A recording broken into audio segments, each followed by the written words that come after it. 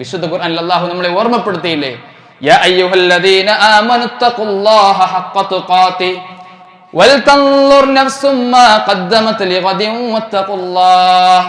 അല്ലാഹു പറഞ്ഞു, അല്ലാഹുവിനെ സൂക്ഷിക്കേണ്ട പ്രകാരം നിങ്ങൾ സൂക്ഷിക്കണം. വൽതൻദുർ നഫ്സുൻ മാ ഖദ്ദമത് ലിഗദിൻ വത്തഖുല്ലാഹ്. ഓരോ നഫ്സും നാളേക്ക് വേണ്ടി എന്ത് സമ്പാദിച്ചു, നാളെ ഈ ലോകത്ത് നിന്ന് ഞാൻ മരിച്ചു പോയാൽ എന്റെ ഖബറിന് വേണ്ടി, എന്റെ വിചാരണക്ക് വേണ്ടി, എന്റെ പരലോകത്തിന് വേണ്ടി, എന്റെ സ്വർഗത്തിന് വേണ്ടി, എന്റെ നരകശിക്ഷയിൽ നിന്ന് രക്ഷപ്പെടാൻ വേണ്ടി ഞാൻ എന്ത് ഉണ്ടാക്കി വെച്ചു എന്ന് ഓരോരുത്തരും ചിന്തിച്ചു കൊള്ളട്ടെ എന്ന് വിശുദ്ധ ഖുർആനിൽ അല്ലാഹു സുബ്ഹാനഹു വ തആല പറയുകയാണ്. പ്രിയപ്പെട്ടവരെ, ദുനിയാവിൽ നമ്മൾ ദീർഘവീക്ഷണമുള്ളവരാണ്. ദുനിയാവിന്റെ കാര്യത്തിൽ നല്ല ദീർഘവീക്ഷണം നമുക്കുണ്ട്. ഭാവിക്കുള്ള എല്ലാ വിഭവങ്ങളും ഒരുക്കാനുള്ള നേരത്തെയുള്ള തയ്യാറെടുപ്പ് നമ്മൾ നടത്താറുണ്ട്. ഭാവിയിൽ നല്ല ഒരു വീട് വെക്കണം, നല്ല കുടുംബജീവിതം നയിക്കണം, നല്ല വാഹനം മേടിക്കണം, നല്ല കച്ചവടം ഉണ്ടാക്കണം, നല്ല സമ്പാദ്യം ഉണ്ടാവണം എന്നൊക്കെ കൃത്യമായി നേരത്തെ തന്നെ നമ്മൾ മുൻകൂട്ടി തീരുമാനിക്കാറുണ്ട്. അതിനാവശ്യമായ കാര്യങ്ങൾ കഴിയുന്ന വിധം ഓരോരുത്തർ നമ്മൾ നിർവഹിക്കാറുമുണ്ട്. എന്നാൽ ഈ യഥാർത്ഥ പരലോക ജീവിതത്തിന് വേണ്ടി ആരും സഹായത്തിന് വരാത്ത, ഒരാളും തന്നെ നമുക്ക് തുണയായി നിൽക്കാത്ത, സ്വന്തം അമലുകൾ മാത്രം കൂടെ നിൽക്കുന്ന ഈ പരലോകത്തേക്ക് വേണ്ടി പ്രിയപ്പെട്ടവരെ നമ്മൾ ഓരോരുത്തരും എന്ത് ചെയ്തു? എത്ര കണ്ട് സമയം മാറ്റാൻ നമുക്ക് സാധിക്കുന്നുണ്ട്? എത്ര കാലമായി അള്ളാന്റെ ദീന് കേൾക്കുന്നു, ഖുതുബകൾ കേൾക്കുന്നു, ക്ലാസുകൾ കേൾക്കുന്നു എന്നല്ലാതെ എന്ത് മനമാറ്റമാണ് പ്രിയപ്പെട്ടവരെ നമുക്കുണ്ടായത്? ഇങ്ങനെ ഒരു പേടി, നേരത്തെ പറഞ്ഞ ചരിത്രത്തിലുള്ള സഹാബത്തിനുണ്ടായ ആ പേടിയുടെ ഒരു അംശം നമുക്കുണ്ടോ? ഉണ്ടെങ്കിൽ അള്ളാനെ മറന്നിട്ട് നമ്മൾ ജീവിക്കുമോ? പ്രിയപ്പെട്ടവരെ, വളരെ ഗൗരവത്തിലുള്ള ഒരു ചിന്ത നമുക്കുണ്ടാവണം. എത്ര അനുഗ്രഹങ്ങളോടുകൂടിയാണ് നമ്മൾ ജീവിക്കുന്നത്, എത്ര റബ്ബിന്റെ അനുഗ്രഹങ്ങളാണ് നമ്മൾ ഓരോ നിമിഷവും നുകർന്നുകൊണ്ടിരിക്കുന്നത്.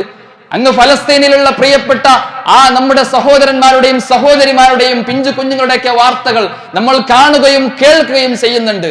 നമ്മൾ അറിയാതെ കരഞ്ഞു പോകുന്നുണ്ട് അവരുടെ ആ ഒരു വല്ലാത്ത ആ സ്ഥിതിവിശേഷം കണ്ടുകൊണ്ട്. പട്ടിണിയിലൂടെ പിടഞ്ഞു മരിക്കുന്ന മക്കളുടെ വാർത്തകൾ നമ്മൾ കേൾക്കുന്നു.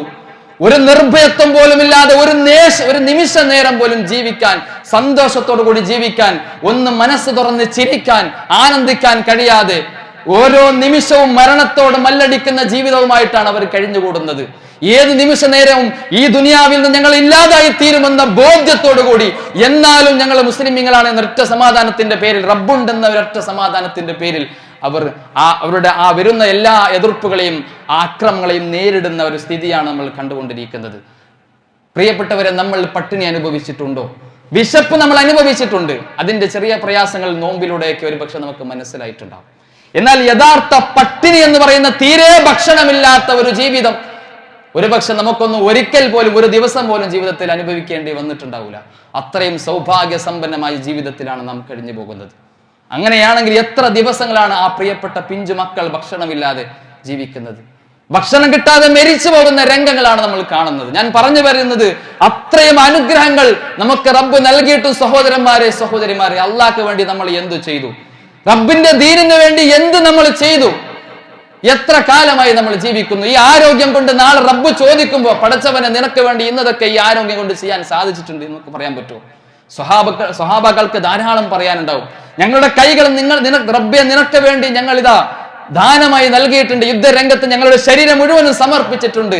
ശരീരത്തിൽ അത്രയും അമ്പുകൾ റബ്ബെ നിനക്ക് വേണ്ടി ഞങ്ങൾ ഇതാ ഏറ്റുവാങ്ങിയിട്ടുണ്ട് എന്ന് പലതും സ്വഹാബത്തിന് പറയാനുണ്ടാവും.